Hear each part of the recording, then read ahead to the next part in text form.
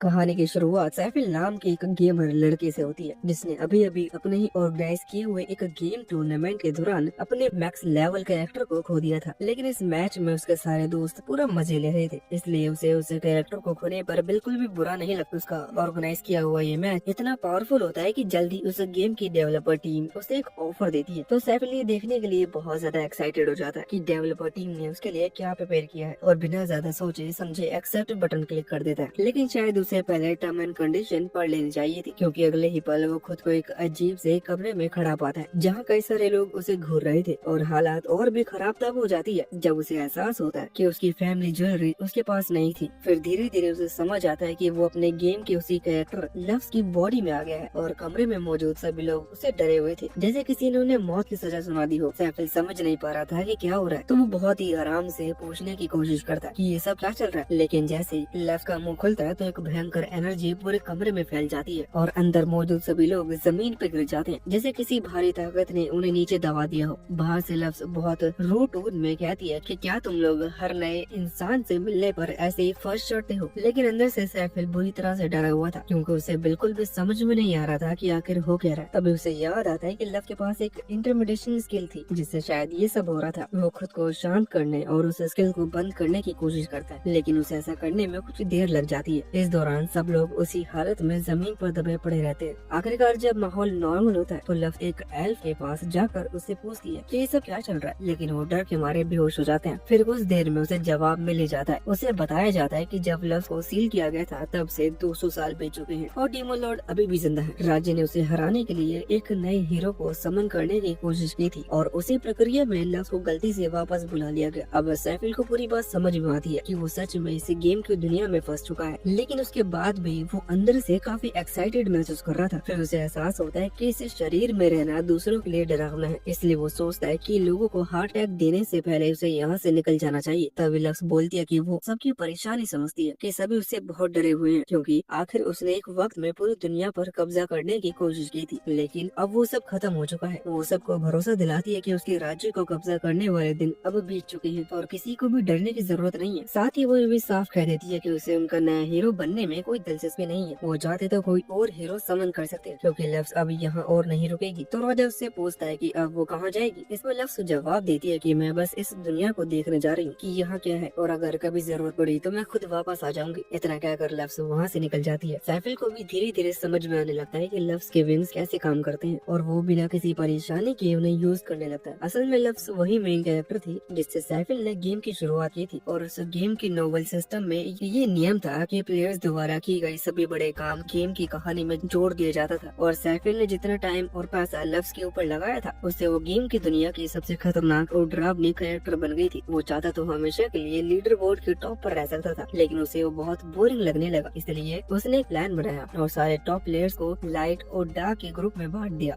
और दोनों के बीच एक जबरदस्त वॉर शुरू करवा दी। उस वॉर का रिजल्ट ये हुआ कि लफ्ज को हराने के बाद बेस में सील कर दिया गया। वही सैफिल और उनके दोस्तों के लिए वो बस मस्ती थी, लेकिन उनके ऐसा करने के कारण ये दुनिया पूरी तरह तबाह हो गई थी, और इसी वजह से अब इस वर्ल्ड में लव से बहुत डरते थे। और मजे की बात ये थी कि जब सैफिल और उसके दोस्त ये वॉर कर रहे थे तो उन्होंने गेम का मेन मकसद यानी कि डीमन लॉर्ड को मारना पूरी तरह इग्नोर कर दिया था, इसलिए आज तक वो जिंदा है। लेकिन अभी लफ्ज उसकी तरफ ज्यादा ध्यान नहीं देती और उसके बाद में निपटाने का डिसाइड करती है। फिलहाल वो बस इस दुनिया को एक्सप्लोर करना चाहती है, क्योंकि अभी गेम उसकी असली रियलिटी बन चुकी थी। वो सबसे पहले अपने पुराने बेस पर जाती है। ये वही जगह थी जहाँ से उसने वॉर के दौरान सब कुछ कंट्रोल किया था। ये जगह 200 सालों के बाद भी काफी शानदार लग रही थी, बस वहाँ चारों तरफ थोड़ी धूल मिट्टी जम चुकी थी। लफ्ज अपने पुराने थ्रोन पर बैठ जाती है और सैफिल अपने दोस्तों के साथ बिताए पुराने मजेदार पलों को याद करने लगता है। वो सोचता है कि कैसे वो सब बेवकूफी भरी बातें करते हुए ग्रुप चैट में हंसते रहते थे, लेकिन अब उसे थोड़ा अजीब सा लगता है, क्योंकि वो सभी चैट वाली बातें ऐसा लग रहा है जैसे वो सच में हुआ हो। तभी लफ्ज को एहसास होता है कोई उसकी तरफ आ रहा है। वो चौकन्नी हो जाती है, क्योंकि यहाँ किसी को भी नहीं होना चाहिए था, लेकिन जब वो उसे देखती है तो सामने एक नीले बालों वाली लड़की होती है जिसका नाम दीना था। वो लफ्ज को देखकर बहुत एक्साइटेड होती है, क्योंकि वो पिछले 200 साल से उसके पास आने का इंतजार कर रही थी, लेकिन लफ्ज को बिल्कुल भी याद नहीं होता कि ये लड़की कौन है, और ये जानकर दीना का दिल टूट जाता है। वो कहती है कि वो लफ्ज की सबसे लॉयल एडवाइजर थी और उसने इतने सालों तक वो अकेले ही इस जगह पर इंतजार कर रही थी, लेकिन इसके बाद भी लफ्ज को याद नहीं आता कि उसने कभी किसी एडवाइजर की मदद ली हो। फिर इस पर सैफिल को अचानक से याद आता है कि जब ये बेस बन रहा था तब उसने सोचा था था कि बैकग्राउंड में एक एनपीसी रखना चाहिए जो उस जगह का ख्याल रखे, और उसी वक्त उसने डीना को वहाँ सेट किया था और फिर उसके बारे में पूरी तरह भूल गया था। तो अब शायद इस दुनिया के रियल बनने के बाद वो एनपीसी की जगह गई थी। सैफ अली को उसके लिए थोड़ा बुरा लगता है कि वो 200 सालों से अकेले यहाँ फंसी हुई थी, इसलिए लव मुस्कुरा कर कहती है कि ऐसा कैसे हो सकता है कि मैं तुम्हें भूल जाऊँ। डीना तुम्हारे बिना ये भी सुरक्षित नहीं रह पाता, और ये सुनकर डीना की आंखों में खुशी के आंसू आ जाते हैं। उसके लिए लव के ये शब्द बहुत महत्व रखते थे, लेकिन अब लव को ये जानना था कि इन 200 सालों में दुनिया में क्या क्या बदला है। वो डीना से अभी तक की सारी कहानियाँ बताने के लिए कहती, तो डीना मुस्कुरा कर कहती है कि मुझे सब बताने में खुशी होगी, और फिर वो बोलना शुरू करती है। वो बताती है कि लव की हार के बाद जिन 7 हीरोज ने मिलकर उसे हराया था, उन्होंने अपनी अपनी अलग अलग नेचर बना ली, और 2 सालों में उन 7 में से 4 हीरो अब इस दुनिया में नहीं रहे। वो नेचुरल तरीके से मारे गए थे, लेकिन बाकी 3 जिनकी लाइफ स्पेन ज्यादा लंबी थी वो अब भी जिंदा है। लव से सुनकर थोड़ा सोच में पड़ जाती है। वो मन ही मन बड़बड़ाती है कि क्या वो हीरोज अब भी जिंदा हैं जो पुराने फ्रेंड्स थे, या फिर ये सब इस दुनिया के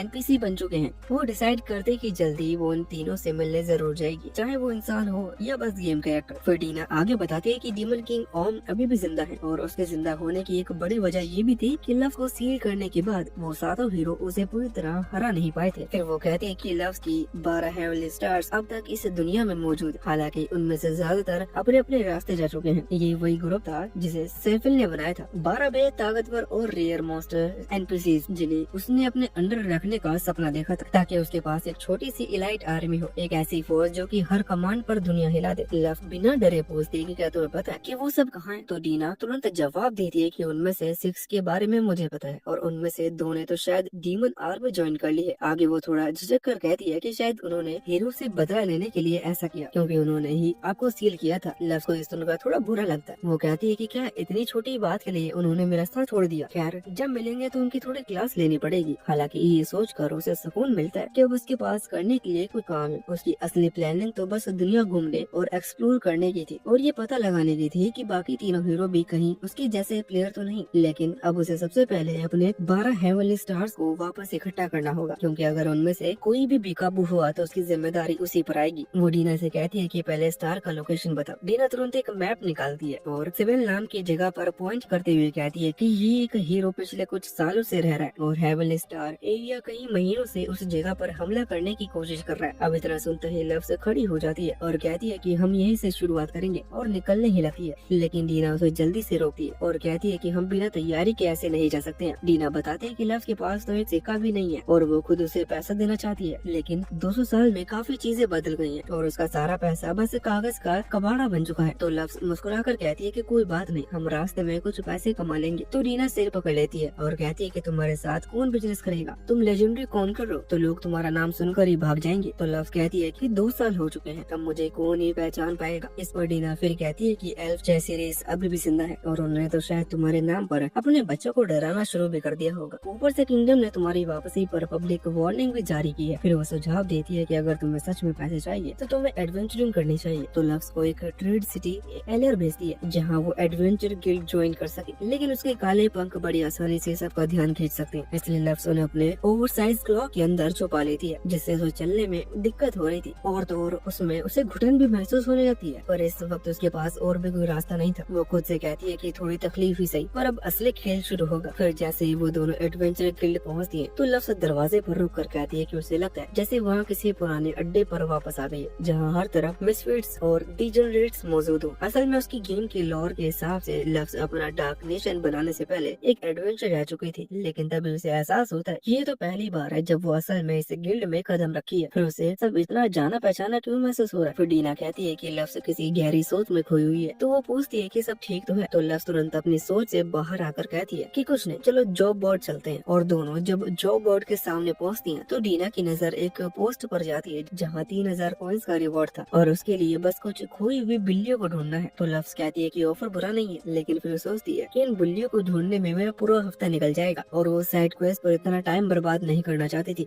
दोनों आगे बढ़ती हैं और तभी डीना को एक हंटिंग जॉब देती है, जहाँ वो कुछ ऑफ को खत्म करने के बदले 1500 कॉइन रिवॉर्ड मिल रहे थे। और लव्स को ये बिल्कुल परफेक्ट लगता है, क्योंकि ऑर्ड्स को मारने के बाद सिर्फ 3% चांस होते हैं कि उनके पास ये उनका मीट मिल सके, और अगर कोई वो मीट खा ले तो उसका मैक्स हेल्थ बढ़ जाता है। तो लव सोचती है कि क्यों न एक साथ हंटिंग और थोड़ा एचपी फार्मिंग किया जाए। उसी दिन शाम को दोनों उस विलेज में पहुंचती है जहाँ से ये रिक्वेस्ट आई थी। वहाँ उनका सामना गांव के चीफ से होता है, जो कि थका हुआ बूढ़ा आदमी था जो बस सब कुछ खत्म करना चाहता था। वो बताता है कि काफी समय से गांव को तबाह कर रहे हैं। वो लड़कियों को अगवा करते हैं, लोगों को मार डालते हैं और गांव की हर चीज को राख बना देते हैं। वो दोनों से विनती करता है कि किसी तरह इन ऑर्क से उन्हें मुक्ति दिलाए। तो डीना मुस्कुराती हुई उसे भरोसा दिलाती है कि आप फिक्र मत कीजिए, लफ्ज इन ऑर्क्स को पल भर में खत्म कर देगी। जो सुनकर चीफ की आंखों में उम्मीद जाग जाती है और वो गहराई से उनका शुक्रिया अदा करता है। फिर लफ्ज और डीना अपने हथियारों के साथ उस घने जंगल की तरफ बढ़ती हैं, जहाँ से और की स्मेल आ रही थी। अब शिकार करने का वक्त आ चुका था। कुछ देर चलते रहने के बाद आखिरकार लफ्ज और डीना को वहाँ ऑर्क्स का डेन मिल जाता है, जहाँ दो ऑर्क्स बाहर पहरा दे रहे थे। लफ्ज तुरंत अपने अटैक की तैयारी करने लगती है, लेकिन तभी उसके दिमाग में एक बात आती है कि मैंने अब तक अपना टेस्ट स्क्रीन तो देखी ही नहीं। तो वो तुरंत उसे खोलती है और राहत की सांस लेती है, क्योंकि उसके सारे मैक्स लेवल एबिलिटी अब भी वैसे ही थे। इसलिए इन ऑर्क्स को खत्म करना उसके लिए कोई मुश्किल का काम नहीं होना चाहिए। अब भी वो थोड़ी झिझक रही थी। स्क्रीन पर किसी को मारना और हकीकत में किसी को मारना, दोनों में जमीन आसमान का फर्क होता है। थोड़ी देर सोचने के बाद वो आखिरकार अपने एक एबिलिटी एक्टिवेट करती है और उसके चारों तरफ बाहर तलवार बन जाती है, जो अगले ही पल बिजली की तरह हवा को चीरते हुए उन दोनों ऑर्क्स पर जाके लगती है और हवा में चारों तरफ खून की स्मेल फैल जाती है। वो नजारा इतना घिनौना था कि डीना तो सहम में जाती है, लेकिन लफ्ज के चेहरे पर एक अजीब सी शांति थी, जैसे ये सब उसके लिए बहुत आम बात हो। कुछ ही पलों में पूरे ऑर्क नेस्ट को खबर लग जाती है कि कोई घुसपैठिया आया है और सैकड़ों की संख्या में ऑर्क्स बाहर निकल कर आते हैं, जो कुछ ही सेकंड्स में लफ्ज को चारों तरफ से घेर लेते हैं। उनके बीच में एक विशाल ऑर्क खड़ा था, जो कि उनका लीडर भी होता है। अगर कोई भी आम एडवेंचर होता तो अब तक मौत के मुंह में सो चुका होता, लेकिन जैसे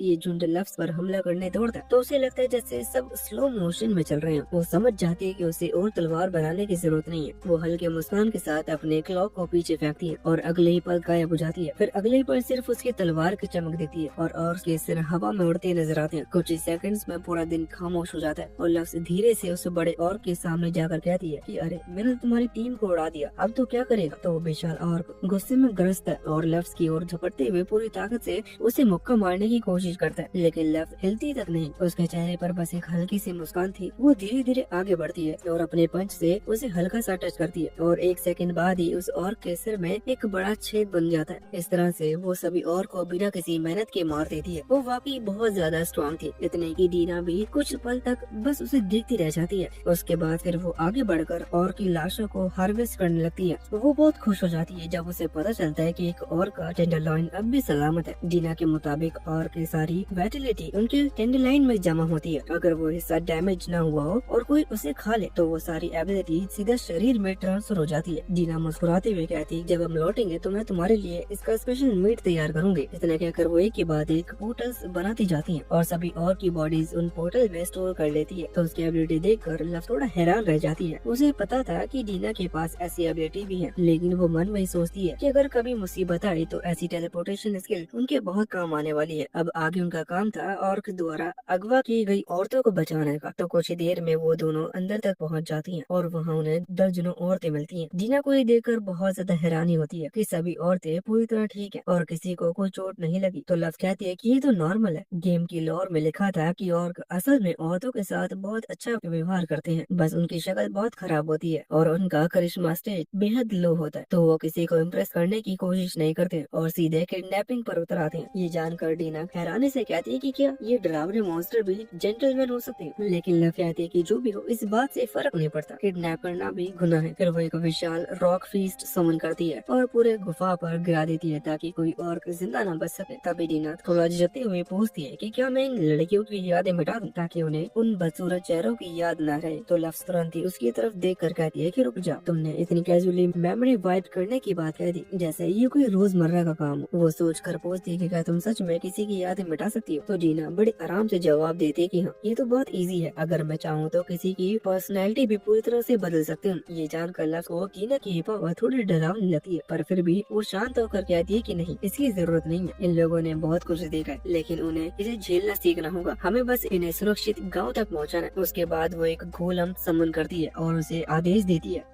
कि सभी औरतों को अपनी पीठ पर बिठाकर गांव तक पहुंचाए। मिशन उम्मीद से कहीं अच्छे तरीके से पूरा हो जाता है, लेकिन लफज के मन में अभी भी एक सवाल था। वो पूछता है कि अगर ये काम इतना आसान था तो फिर किसी और ने इसे पहले क्यों नहीं लिया। तो डीना हंसते हुए जवाब देती है क्योंकि यहाँ किसी को इतना रिस्क लेने का मोटिवेशन नहीं मिलता। आगे लफज पूछता है कि क्या और के टेंडरलैंड में छिपी वाइटलिटी ही सबसे बड़ी इनाम है। तो डीना मना करते हुए कहती है कि शायद तुम्हारे टाइम में था, पर अब ये वॉरियर्स तो बस नाम के वॉरियर्स है। आगे वो पूछता है कि जानती हो इस युग का सबसे स्ट्रॉन्ग फाइटर कौन है। तो लफ हल्की मुस्कान के साथ कहती है कि अगर वो इस युग का सबसे स्ट्रॉन्ग फाइटर है तो शायद मुझसे कम नहीं हो। लेकिन डीना बताती है कि नहीं, वो बस लेवल 120 तक पहुंचा है। जो सुनकर लफ्ज के चेहरे से पूरा रंग उड़ जाता है। वो हैरानी से कहती है कि क्या सिर्फ 120 ही। उसे याद आता है कि उसके टाइम पर तो सैकड़ों लोग 1000 तक पहुंच चुके थे। फिर डीना हंसते हुए कहती है कि हाँ, लेकिन वो लोग पिछले युग के थे जो हर सेकंड ट्रेनिंग करते थे। यहाँ तक कि वो तो इस चक्कर में अपनी नींद भी छोड़ देते थे। वो असली खिलाड़ी थे कि अब के लोग इतने लगातार नहीं लड़ सकते। इतनी मेहनत करने से पहले ही वो मर जाएंगे। फिर लफ्ज वो आसमान की ओर देखती है। उसे समझ में नहीं आता कि वो जिस वर्ल्ड को जानती थी वो इतना वीक कब हो गया। लफ्ज सोचती है कि शायद उसके लिए तो ये सब एक गेम था जहाँ लेवल अप करना नॉर्मल था, लेकिन इन लोगों के लिए ये उनकी असली जिंदगी है और कोई भी अपनी जिंदगी ऐसे बर्बाद नहीं करना चाहता। उसके बाद लव और डीना वापस गांव पहुंचती हैं, जहां गांव वाले एक दूसरे से मिलकर बहुत खुश हो जाते हैं। वो सब औरतें जिन्हें बचाया गया था लफ्ज का तहे दिल से शुक्रिया अदा करती हैं। लफ्ज भी उन्हें खुश देखकर खुश होती है, लेकिन मन में सोचती है कि अगर इन्हें मेरी असली पहचान पता लग जाए तो शायद ये लोग बिल्कुल भी खुश नहीं होंगे। फिर गाँव का मुखिया दोनों को उनका इनाम दे देता है, तो डीना उसे अच्छे से चेक कर लेती है और वहाँ से चलने के लिए तैयार हो जाती है। लेकिन तभी मुखिया पूछता है कि क्या सच में हम अपना बनाया हुआ गोलम रख सकते हैं। तो लफ्ज मुस्कुरा कर कहती है कि हाँ, अगर कभी फिर से कोई और का हमला करता है तो ये गांव की सुरक्षा करेगा। मुखिया उसकी दयालुता देखकर इमोशनल हो जाता है और कहता है कि तो आप जरूर भगवान की दूत होंगे। लेकिन लफ्ज मन ही मन हंस पड़ती है। फिर जैसे ही वो लोग जाने लगते हैं तो गांव वाले उसे उसका नाम पूछते हैं ताकि अपने राक्षसों के रूप में हमेशा याद रख सके। तो लफ्ज बिना सोचे समझे अपना नाम बताने जा रही होती है, लेकिन तभी डीना उसे रोकते हुए दूसरा नाम बता देती है, जिससे लफ्ज थोड़ा चिढ़ जाती है। तो डीना कहती है कि हाँ, हम ये बात पहले भी तय कर चुके हैं कि हम उन्हें अपनी पहचान नहीं बता सकते। अगर तुम्हारी असली पहचान सामने आ गई तो पूरा राज्य डरने लगेगा। अब उनके पास सफर के लिए काफी पैसे थे। वो वहाँ सीधा सिविल जाने का डिसाइड करते हैं। हालांकि लफ्ज थोड़ी परेशान थी क्योंकि वो वहाँ एक बहुत ही खतरनाक काम के लिए जा रहे थे। उसे बाहर स्टार्स में से एक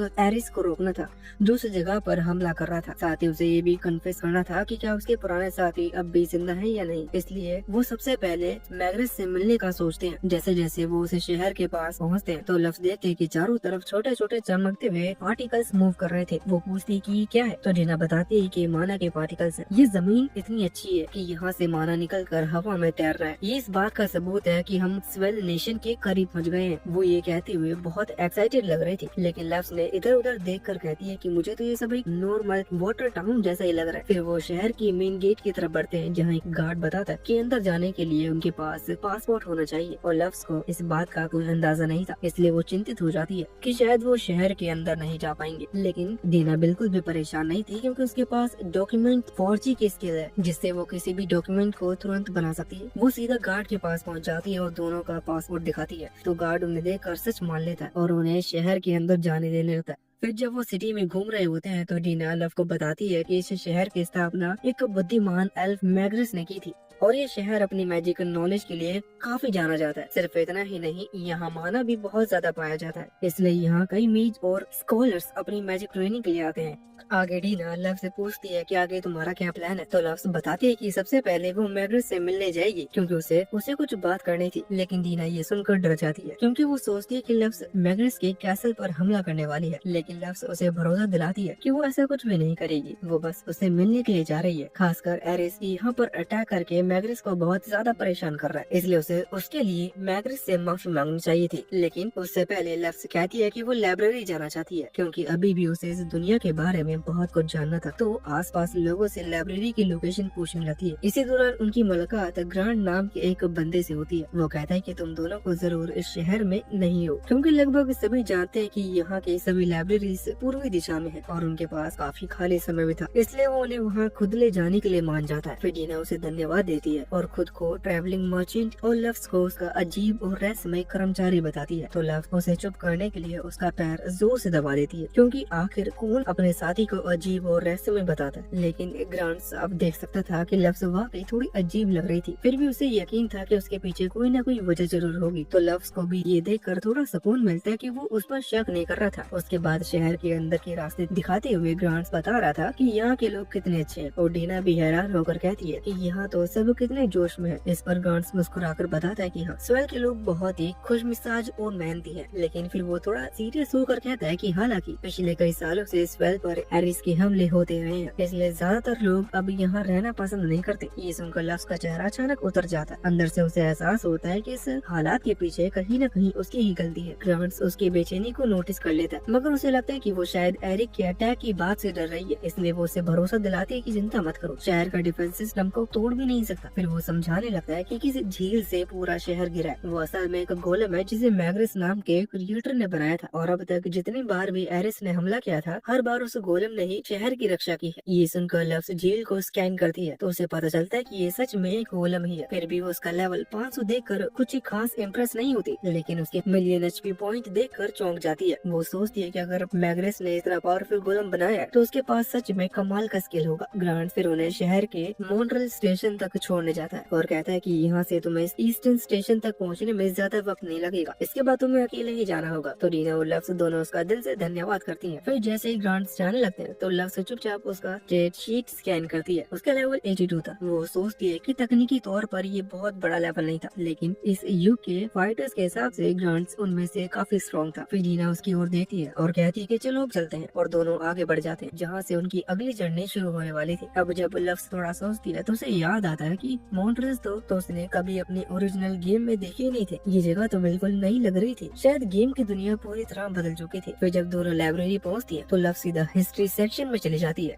उसे जानना था कि इस 200 साल में जब तक वो सील थी उस दौरान यहाँ क्या क्या हुआ था। वो एक के बाद एक बुक्स पलटने लगती है, लेकिन तभी उसकी नजर कुछ अजीब किताबों पर पड़ती है। वो 3 किताबें ऐसी थी जिनमें लिखा था कि सातों हीरोज ने लव्स को सील करके बहुत बड़ी बेवकूफी की थी। ये देखकर लव्स थोड़ी चौंक जाती है कि ये शहर मैग्रेस चला रहा है, जो खुद उन्हीं 7 हीरोज में से एक था। तो फिर यहाँ ऐसी किताबें कैसे रखी जा सकती हैं? तो लीना कहती है कि शायद इसलिए क्योंकि मैग्रेस ने यहाँ कोई डिक्टेटरशिप नहीं बनाई है, उसने लोगों को बोलने की आजादी दी है, इसलिए कोई भी उसके बारे में जो चाहे वो कह सकता है। वो आगे समझाती है कि असल में लोग 7 हीरो से नफरत नहीं करते, बस अब उन्हें लगता है कि लव्स इतनी बुरी भी नहीं थी जितना सबने समझा था। लव्स सब कुछ चुपचाप सुनती रहती है और डीना आगे कहती है कि 2 साल बीत चुके हैं, उस वक्त लोग उससे बहुत डरते थे, लेकिन वो डर धुंधला पड़ चुका है। कुछ लोगों ने तो मानना शुरू कर दिया है कि लव्स का शासन उतना बुरा भी नहीं था। फिर लव्स एक किताब पढ़ती है जिसमें लिखा था कि 200 साल पहले कहीं से एक रहस्यमयी ब्लैक विंग अचानक प्रकट हुई थी, जिसने पूरी दुनिया को एक झटके में अपना शासन के अधीन कर लिया। लेकिन असल में उसने बस सबको साथ मिलाया था। वो सब थी लेकिन क्रूर नहीं थी, और उसके राज में बहुतों की जिंदगी बेहतर हो गई थी। लेकिन इंसानियत ने अपनी आजादी वापस पाने की चाहत में उसे अस्वीकार कर दिया और 7 हीरोज ने मिलकर उसे सील कर दिया। और अगर यहीं तक बात रहती तो शायद सब ठीक होता, लेकिन उस वक्त तक पूरी डीमन आर्मी को रोकने वाले डर बस लव्स और उसके 12 स्टार्स ही थे। इसलिए जैसे ही लव्स को सील किया गया, डीमन आर्मी ने उस मौके का फायदा उठाया और इंसानियत पर हमला बोल दिया। उसके बाद हीरोज ने डीमन आर्मी को रोकने की कोशिश की थी, लेकिन उनकी ताकत पहले जैसी नहीं रही थी, इसलिए वो हार गए और धीरे धीरे इंसानों की धरती डीमन के कब्जे में आती रही और अब पूरी तरह मानव जाति मिटने की कगार पर थी। ये सब जानकर लव्स के दिल में बेचैनी उठने लगी। वो सोचती है कि मैंने जो युद्ध शुरू किया था वो तो बस खिलाड़ियों के बीच मजे के लिए था। किसी ने मुझे नहीं बताया कि उससे ये दुनिया तबाह हो जाएगी, और लाइब्रेरी की इस यात्रा ने उसे उसकी गलती का एहसास करा दिया। अब वो जानती थी कि उसे क्या करना है। वो जल्दी से एरिस से मिलकर सब कुछ ठीक करना चाहती थी, लेकिन तभी जमीन अचानक से जोर से हिलती है। पूरी सिटी में भूकंप जैसा झटका लगता है और चारों तरफ सायरन बजने लगते हैं और सभी मशीनरीज को बॉर्डर पर बुलाया जाता है और उन्हें दुश्मन की हमले के लिए तैयार रहने का आदेश दिया जाता है। तो लव्स चारों ओर हुई नुकसान को देखती है और डीना से पूछती है कि क्या यहाँ तक इतने बड़े भूकंप अक्सर आते रहते हैं? तो डीना जवाब देती है कि नहीं, ऐसा तो पहले कभी नहीं हुआ। और ये जानकर लव्स तुरंत समझ जाती है कि ये जरूर एरिस की किसी स्किल का असर है, और वो जल्दी ही पूरी ताकत से हमला करने लगता है। तो वो वक्त बर्बाद नहीं करती और तुरंत एक ग्लाइडर बनाती है और डीना को साथ चढ़ने को कहती है। फिर आगे जाते हुए उसे एक चीज समझ नहीं आ रही होती। वो सोचती है कि एरिस तो हमेशा एक मासूम भेड़ जैसे मॉन्स्टर के रूप में जाना जाता था और वो किसी पर भी इस तरह से अटैक नहीं कर सकता, तो फिर वो ऐसा क्यों कर रहा है? क्या सच में ये सब इसलिए हुआ क्योंकि मुझे सील कर दिया गया था, या फिर इसके पीछे कुछ और कारण है? उसे एक और बात बहुत परेशान कर रही थी कि उसे एरिस की सारी बातें कैसे याद है। जबकि उसने गेम में उससे कभी मुलाकात भी नहीं की थी। लेकिन अभी उसके पास इन सवालों के जवाब ढूंढने का समय नहीं था। पहले उसे किसी भी कीमत पर एरिस को रोकना था। आगे हमें पास्ट का सीन दिखाया जाता है जब एरिस बस एक छोटा सा मेमना था। वो अकेले जंगल में भटक रहा था और तभी वो लव से टकरा जाता है। लव उसे देखकर हैरान हो जाती है क्योंकि उसके सामने जो खड़ा था वो कोई साधारण भेड़ नहीं बल्कि एक रेनबो शिप था, एक लेजेंडरी मॉन्स्टर जिसके बारे में कहा जाता था कि वो हर 500 साल में सिर्फ एक बार जन्म लेता है। वो धीरे धीरे उसके करीब जाने लगती है, लेकिन जैसे ही वो कदम बढ़ाती है तो वो छोटा मेमना डर के मारे पीछे हट जाता है और रोने लगता है। लव्स उसकी आंखों से बहते आंसू को देखकर अंदाजा लगाती है कि शायद ये बेचारा जन्म से ही इंसानों और मॉन्स्टर से भागता फिर रहा है, क्योंकि उसकी ऊन का एक एक रेशा सोने से भी ज्यादा कीमती था। फिर वो उससे सीधा पूछती है कि अगर तुम्हें अपनी हालत पर इतना अफसोस है तो इन आंसुओं से क्या होगा? अगर तुम्हें अपनी ऐसी हालत पसंद नहीं तो उन लोगों के खिलाफ लड़ो जो तुम्हें सताते हैं,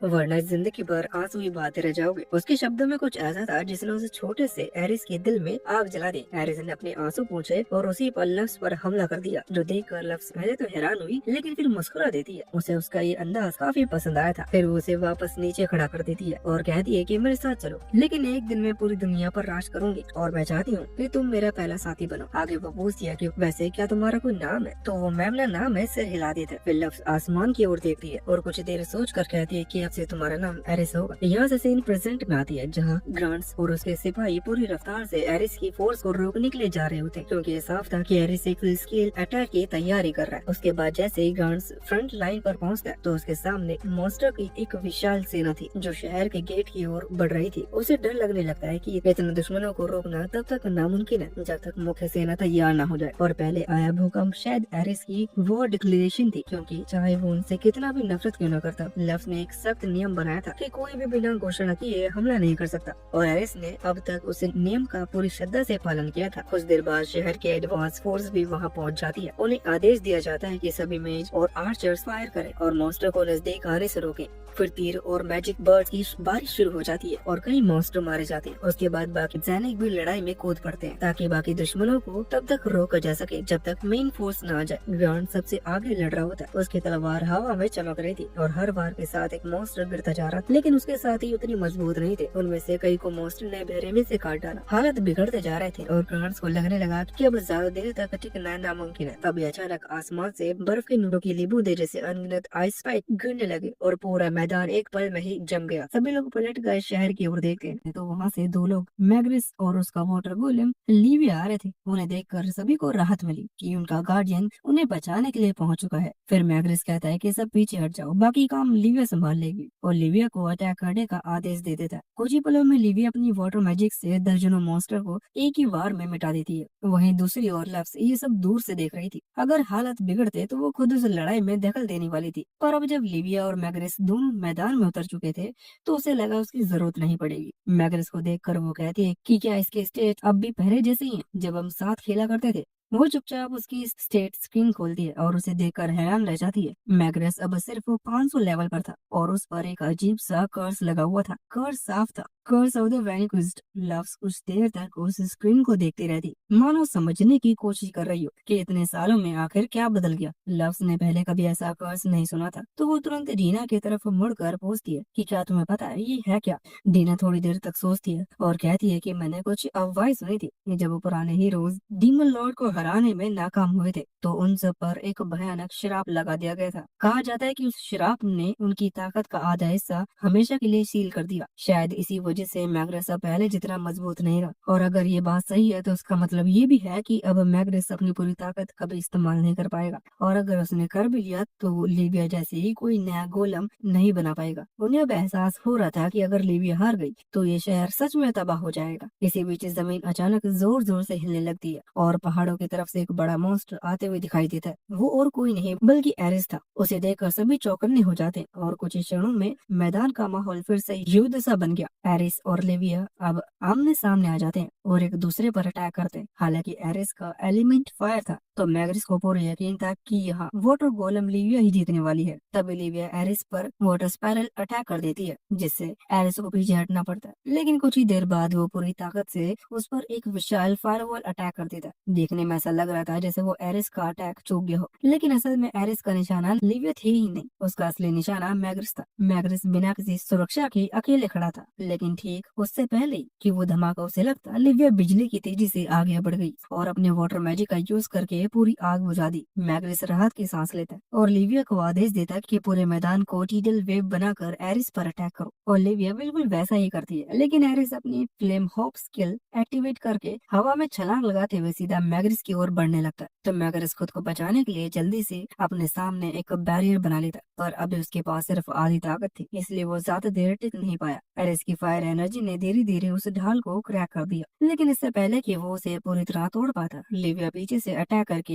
एरिस का गला पकड़ लेती है, जिससे एरिस हिल भी नहीं पा रहा था, जो देखकर सारे सैनिक चिल्लाने लगते हैं कि उसे खत्म कर दो। वहीं डीना लव से पूछती है कि तुम्हारे हिसाब से अब क्या होगा, तो लव से जवाब देती है कि जहाँ तक इस बैटल की बात है, लिविया जीत जाएगी, लेकिन इसका मतलब ये नहीं कि वो इस वॉर को भी जीत लेगी। आगे वो बोलती है कि एरिस के अटैक को रोकने में लिविया की एचपी लगभग खत्म हो चुकी है, और मुझे शक है कि यही एरिस की असली योजना थी। एरिस जानता था कि वो लिविया को 1v1 बैटल में नहीं हरा सकता, इसलिए उसने एक अलग स्ट्रेटेजी बनाई। वो लगातार उस पर अटैक करता रहा, जिससे धीरे धीरे उसकी हेल्थ कम हो गई, और अब वो उसके पीछे हटने का इंतजार कर रहा है ताकि उसे दोबारा हमले करने का मौका मिल सके। लव्स उसकी इस योजना से काफी इम्प्रेस हुई थी। उसे उम्मीद नहीं थी कि एरिस इतना लॉजिकल सोच पाएगा। वो जान चुका था कि लेया अपने भारी शरीर के कारण पीछे हटते हुए दुश्मन का पीछा नहीं कर सकती। इसका मतलब ये था कि अगर वो ऐसे ही अटैक करता रहा तो आखिरकार जीत उसी की होगी। लेकिन लव्स उसे ऐसा करने नहीं दे सकती थी, क्योंकि अगर एरिस ने सच में लिविया को डिस्ट्रॉय कर दिया तो शहर की सारी उम्मीदें खत्म हो जाएगी। इसलिए वो खुद मैदान में उतरने का फैसला करती है। अगले ही पल वो डीना का हाथ पकड़कर मैदान में जंप कर देती है। वहीं एरिस अपने अगले पावरफुल ब्लास्ट की तैयारी कर रहा था। तभी अचानक लव्स हवा में घूमते हुए उसे एक जबरदस्त किक मारती है और उसे पहाड़ों के पार फेंक देती है, जो देखकर पूरा मैदान, सैनिक, मैग्रिस और यहाँ तक कि डीना भी सबकी आंखें फटी रह जाती।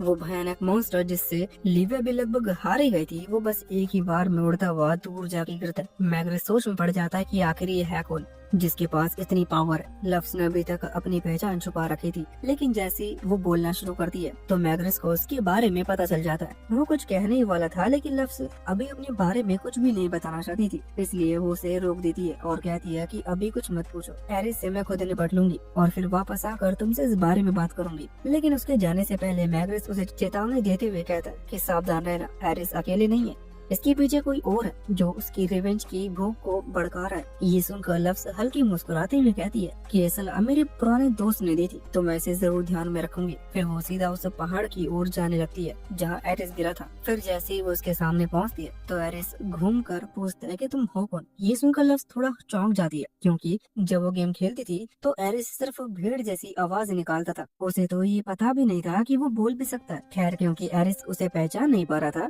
तो वो अपनी इंटिमिडेशन स्किल एक्टिवेट करती है, और जैसे ही एरिस उस डरावनी प्रेशर वेव को महसूस करता है तो उसके अंदर पुरानी यादें जाग उठती हैं। वो उस एहसास को पहचानता है जो उसे अपने मास्टर से मिला था, लेकिन फिर भी वो लव्स पर यकीन नहीं करता, क्योंकि उसके हिसाब से लव्स तो बहुत पहले ही मर चुकी थी। लव्स खुद भी पूरी तरह पक्की नहीं थी कि क्या वो ओरिजिनल लव्स मानी जाएगी या नहीं, क्योंकि वो रेनकार्नेट होकर यहाँ आई है। पर एक बात तो तय थी कि ये शरीर लव्स माफल का ही था, क्योंकि वो सचमुच लव्स जैसी दिख रही थी। पर वो खुद को समझता है कि नहीं, ये एक झूठी है, मास्टर कभी वापस नहीं आ सकती, और वो पूरे जोश जुटाकर फुल पावर में अटैक करने के लिए तैयार हो जाता है, जो देखकर लव्स एक्साइटेड हो जाती है। कई सौ साल में ये पहला मॉन्स्टर था जो शायद उसका वार झेल पाएगा। उसके लिए ये एक रियल फाइट थी। एरिस पूरी ताकत से उस पर चार्ज करता है, जिससे जमीन कांप उठती है और कुछ 100 मीटर तक वो लव्स को पीछे धकेल देता है। पर फिर अचानक से लव्स एक ही हाथ से उसे बहुत आसानी से रोक देती है और हंसते हुए कहती है कि 200 साल में तुमने काफी तरक्की कर ली है। फिर एरिस और जोर लगाता है, लेकिन लव्स हिलती भी नहीं।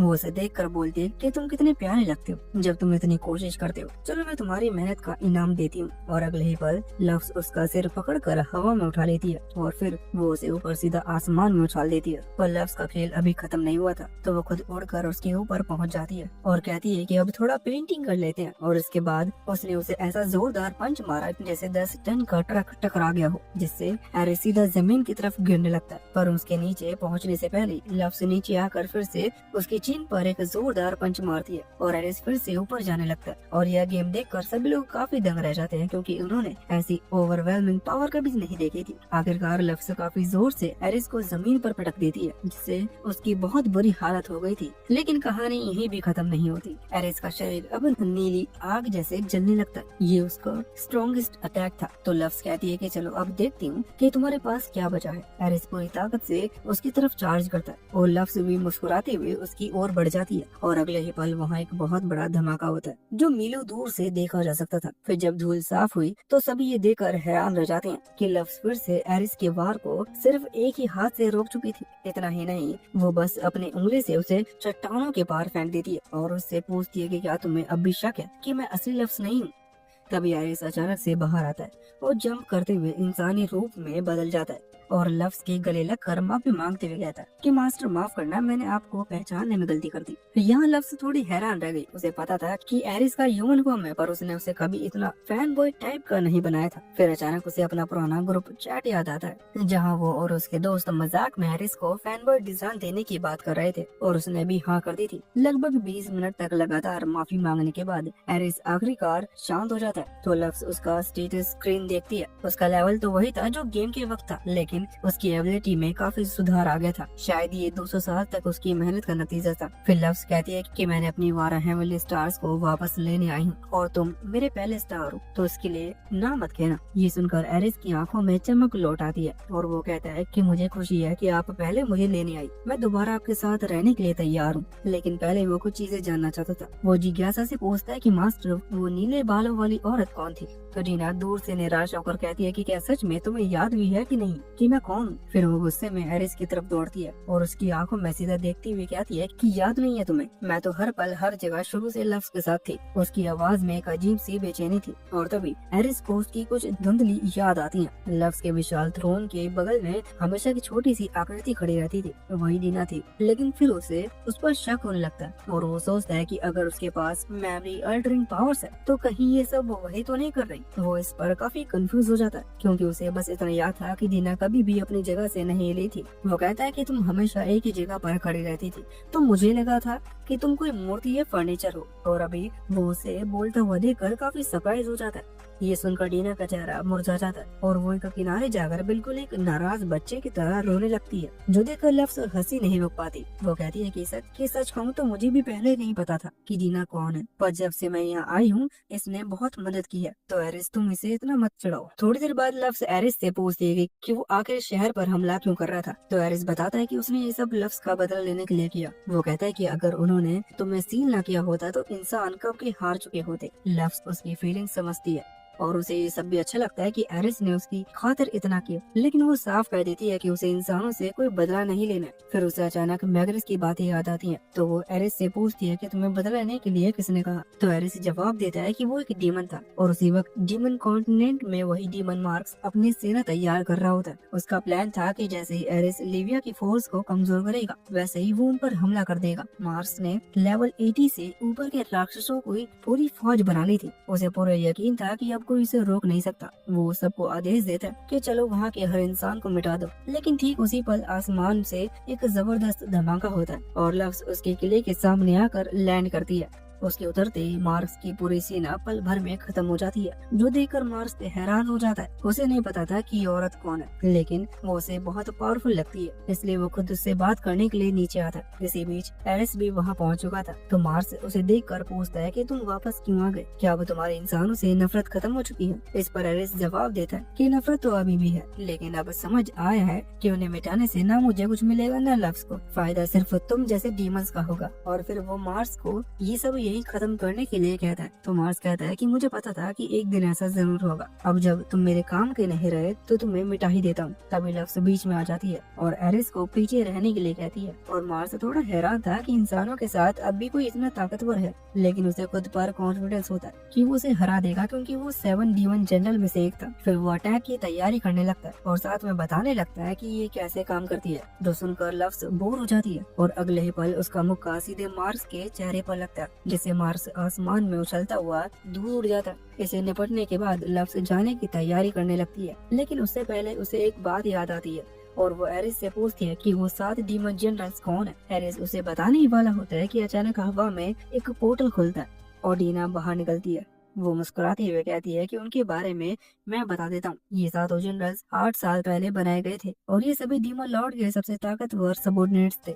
लव्स ये सुनकर हैरान रह जाती है कि क्या मार्स भी उनमें से एक था, लेकिन उसका लेवल तो मुश्किल से 300 ही होगा। दीना सिर हिलाकर कहती है कि हाँ, लेकिन अब हालात बहुत बदल चुके हैं। सिर्फ इंसान नहीं, डीमंस भी कमजोर हो चुके हैं। पिछले 200 साल में असली ताकतवर योद्धा लगभग खत्म हो चुके हैं। अब सिर्फ 2 ही लोग बचे हैं जो तुम्हारे बराबर हैं, डीमन लॉर्ड और उसका बेटा। तभी एरिस को एहसास होता है कि जब लव्स ने किसी भी मॉन्स्टर को मारा नहीं था और लव्स भी कहती थी कि मुझे इन्हें मारने का कोई इरादा नहीं है, इन्होंने अब तक कोई गलती नहीं की है। लेकिन डीना तुरंत बीच में बोल पड़ती है कि क्या तुम वाकई इन्हें छोड़ने की सोच रहे हो? ये आगे चलकर इंसानों को नुकसान पहुंचा सकते हैं। तो लव्स जवाब देती कि मैंने इसका हल निकाल लिया है। वो उन पर अपना मैजिक यूज करती है और उन्हें अपने कंट्रोल में कर लेती है। तो डीना फिर से पूछती कि क्या तुम इन्हें अपने साथ वापस ले जाना चाहती हो? इस पर लव्स कहती है कि मैं तेरे सारे मॉन्स्टर की देखभाल नहीं कर सकती, और फिर भी सभी मॉन्स्टर को आदेश देती है कि सब अपने घर लौट जाओ और तब किसी इंसान पर हमला मत करना। उसके आदेश के साथ ही सारे मॉन्स्टर वहाँ से जाने लगते हैं और उसका काम यहाँ पूरा हो चुका था। तो वो वापस स्लेव सिटी जाती है और जैसे वो वहाँ पहुँचती है तो मैग्रेस उसे देखकर राहत की सांस लेता है। लव्स बताती है कि एरिस अब कंट्रोल में है और जो डीमन जनरल इसे सबसे पीछे था वो भी खत्म हो चुका है। ये सुनकर मैग्रेस की आंखों में पहली बार सुकून झलकता है। फिर वो पूछता है कि और उन मॉन्स्टर का क्या हुआ जो मार्स के नियंत्रण में थे? तो लव्स जवाब देती है कि अब वो किसी के लिए खतरा नहीं बनेंगे। उसके बाद कहता है कि अब मुझे कोई शक नहीं रहा, तुम वही हो। और फिर वो उसे अपने साथ चलने के लिए कहता है और यहाँ सेफली जो लव्स के शरीर में है उसके दिल की धड़कन तेज हो जाती है। वो सोचता है कि क्या ये वही गेम वाला मैग्रेस है। उसे याद आता है कि वो दोनों बहुत अच्छे दोस्त थे। वो मन ही मन उम्मीद करता है कि सामने वाला मैग्रेस वही पुराना साथी निकले। जैसे ही मैग्रेस वापस कासल के अंदर जाता है तो सिविल के नए नोबल्स उसके आसपास इकट्ठा हो जाते हैं और सभी उसकी हालत देखकर चिंता करने लग जाती हैं। उसकी बातें सुनकर डीना को साफ महसूस होता है कि वो बस दिखावा कर रहा है। वही मैग्रेस बिना कुछ कहे वहाँ से निकल जाता है। वो उनसे बहुत निराश था क्योंकि वो लोग जिन्हें सिटी के लोगों की रक्षा करनी चाहिए थी वो सिर्फ खुद को बचाने में लगे हैं। मैग्रेस बिना कुछ बोले लव्स बाकी सभी लोगों को अपने ऑफिस की तरफ ले जाता है और कहता है कि तुम यहाँ अपने असली रूप में रह सकती हो। तो लव्स चुपचाप से हिलाती है और अपने पंख फैला लेती है, जो देखकर मैग्रेस बहुत हैरान रह जाता है। लेकिन लव्स के मैग्रेस का चेहरा देखकर काफी उदास हो जाती है क्योंकि वो उससे काफी डर रहा था, जैसे उसे पुराना कुछ याद ही नहीं है। इसका मतलब था कि इस दुनिया में शायद लव्स सच में अकेली थी। वहीं मैग्रेस लव्स का उतरा चेहरा देखकर समझ जाता है कि लव्स शायद उसकी हालत देखकर निराश है। फिर वो उससे पूछता है कि क्या तुम बदला लेने आई हो क्योंकि हमने तुम्हें सील कर दिया था। इस पर लव्स जवाब देती है कि नहीं, मेरा लौटना सिर्फ एक इत्तेफाक है। इंसानों ने किसी हीरो को समन करने की कोशिश की थी लेकिन गलती से मैं आ गई। फिर लव्स को एहसास होता है कि शायद मैग्रेस के दिल में अब भी गिल्ट है। उसे लगता होगा कि अगर उसने और बाकी हीरोज ने लव्स को सील नहीं किया होता तो डीमंस बहुत पहले ही हार चुके होते। लोग आज भी उसे हीरो कहते हैं लेकिन वो अंदर से खुद को अपराधी मानता है। शायद इसलिए वो इतने सालों से खुद को सजा दे रहा है। उसके बाद लव्स उससे कहती है कि पुरानी बातों के लिए खुद को कोसने का कोई मतलब नहीं है। सच्चाई तो ये है कि तुमने उस वक्त एक बेहद ताकतवर दुश्मन को हराया था, इसलिए तुम्हें आगे भी वही रास्ता चुनना चाहिए जो तुम्हें सही लगे। मैग्रेस उसकी बात सुनकर पूछता है कि तुम इतने दयालु कैसे हो सकती हो? हमने ही तुम्हें सील किया था, तुम हमें माफ कैसे कर सकती हो? असल में सैफिल जो लव्स के शरीर में है उसके मन में कोई नफरत नहीं थी क्योंकि वो जंग तो बस गेम का हिस्सा ही था, इसलिए उसने कभी कुछ महसूस ही नहीं किया था। लेकिन फिर भी वो कहता है कि अगर तुम और बाकी लोगों ने मेरे खिलाफ उठ खड़े होने का फैसला किया था तो उसी की वजह से मैं थी, क्योंकि शायद मैं एक अच्छी शासक नहीं बन पाई। तो मैग्रेस कहता है कि नहीं, ये सब नहीं है, जो हमने किया उसके लिए मुझे सजा मिलनी चाहिए। लेकिन लव्स ऐसा बिल्कुल भी नहीं मानती थी। वो कहती है कि भले ही जो कुछ हुआ वो पास्ट है, लेकिन तुम अब भी इस देश के हीरो हो, तो तुम्हें सिर ऊंचा रखकर जीना चाहिए। और यहाँ मैग्नेस पुरानी यादें याद करने लगता है, जब सभी दोस्त लोग साथ में काफी मजे करते थे। और फाइनली वो लव्स की बात मान ही लेता है। उसके बाद लव्स अपनी मैजिक से लिविया की खोई हुई एचपी लौटा देती है, तो मैग्नेस उसे उसके लिए धन्यवाद कहता है और लिविया वापस पानी में चली जाती है। वहीं लव्स एरिस के लिए माफी मांगती है, लेकिन एरिस अब भी मैग्नेस को बिल्कुल पसंद नहीं करता, इसलिए वो माफी मांगने से भी मना कर देता है। फिर मैग्नेस पूछता है कि अब तुम क्या करने वाली हो। इस पर वो जवाब देती कि मैं अपना सफर जारी रखूंगी जब तक कि मैं अपनी 12 स्टार्स वापस हासिल नहीं कर लेती। तो रीना बताती है कि अगली बार लिब्रा की है, जो कि ब्लैक विंड ग्रेव की गार्ड है। फिर लक्स पूछती है कि ये ब्लैक विंड ग्रेव क्या है, तो रीना उसे समझाती है कि जब तुम्हें सील कर दिया गया था तो लोगों ने मिलकर तुम्हारी याद में दुनिया की सबसे बड़ी ग्रेव बनाई। उसकी सबसे ऊपरी मंजिल पर तुम्हारे सारे पुराने ट्रेजर्स और लूट रखे गए हैं और लिब्रा को उन्हें सुरक्षित रखने की जिम्मेदारी दी गई है।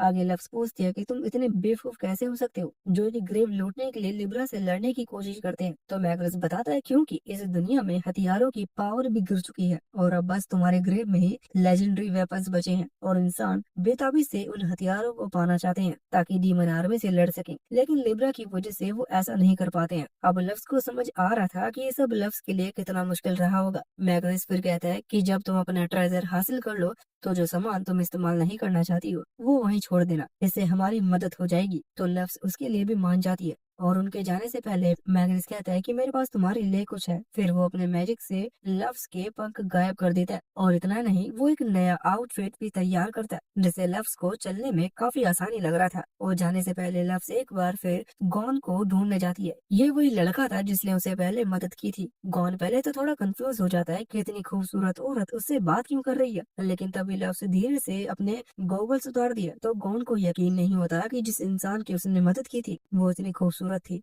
फिर लव्स कहती है कि वो तो बस उसे शुक्रिया बोलने के लिए आई थी। उसके बाद वो लोग वहां से जाने लगते हैं, तभी कौन उन्हें रोकता है। वो पूछने वाला था कि क्या तुम सच में वही लव्स हो, लेकिन फिर खुद को रोक लेता है और कहता नहीं, रहने दो, वो तो बस एक लेजेंड है, वो तुम नहीं हो सकती। वहीं काफी दूर एक घने जंगल के बीच मार्स जमीन पर जोरदार धमाके के साथ गिरता है। वो समझ चुका था कि सिर्फ लव्स इतनी पावरफुल हो सकती है, लेकिन अगर सच में वो वापस आ गई है तो उसके सारे प्लान्स मिट्टी में मिल जाएंगे। उसी वक्त उसके पास एक औरत आती है और कहती है कि तुम्हारा रोल अब खत्म हो गया, इसलिए एक बेकार पपेट की तरह अब तुम्हें गायब हो जाना चाहिए। और उस औरत की अपनी उंगलियां चाटते ही अगले पल मार्स पूरी तरह मिट जाता है, मानो वो कभी था ही नहीं और वो औरत बिल्कुल लव्स की तरह ही लग रही होती है।